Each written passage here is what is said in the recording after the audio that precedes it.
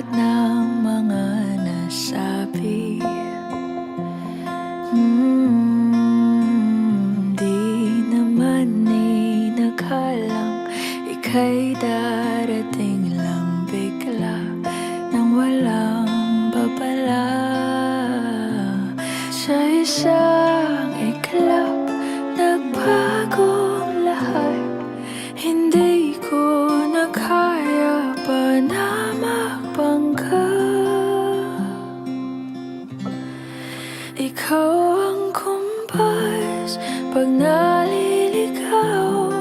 Ikaw ang kulay sa langit na bugaw.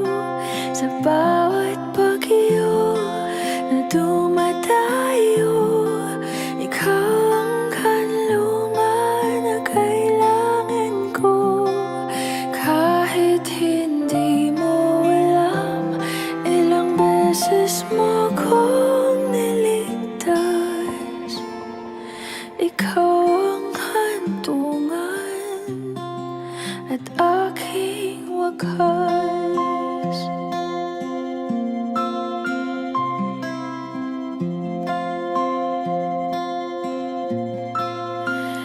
Paano maniniwala ika'y nasa aking harapan? Ano po ang wish niyo po sa inyong mga anak? Good afternoon po sa lahat. Unang-una, bago ako magbisa mga anak na ito, mga anak namin, gusto ko po magpasalamat sa lahat na umattend at sa mga ninong at ninang na pumunta dito. Ngayon po ang aking maipapayo sa aking anak, sa mga anak ko, ay patuloy na magmahalan at yung hindi pa kakaintindihan, lagi pong nandyan yan. Lagi lang na mababa ang loob, magbigayan, at lagi pong unahin na tawagin ang Panginoon. Kasi sabi nga po, ang Diyos ay laging nariyan, gumigit na sa inyong dalawa, nariyan lamang para tawagin ninyo ang Panginoon. Para lahat na pagsubok ay nalalampasan nyo. Di ba, anak?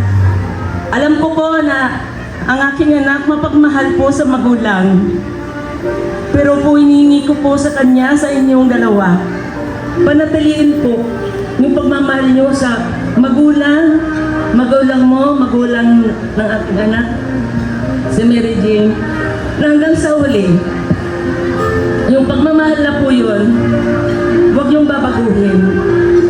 Manatili po lagi na yung pagmamahal na may kasamang respeto sa magulang. Alam ko po ang aking mga anak na ito mabait at sinisigurado ko po na yung pangarap nila sa buhay ay kanila pong mararating. Kasi po, mapagmahal po sila sa magulang. Yun lamang po at maraming salamat. I love you po.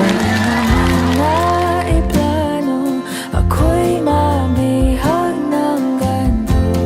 Totoo ba ito? Sa isang iklap, nabago ako. Hindi ko na kayang mawalay sa'yo. Ikaw ang kumpas pag naliligaw.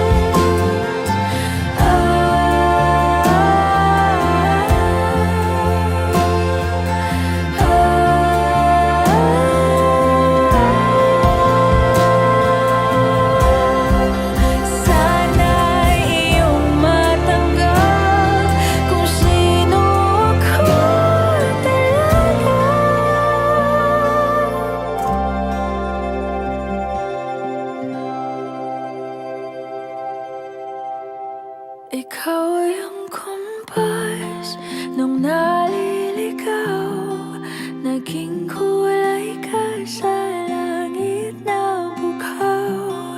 Sa bawat bagyo na dumayo, ikaw yung kanlungan na nahanap ko.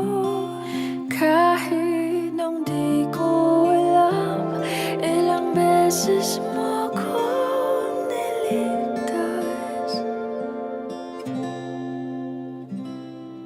Ikaw ang hantungan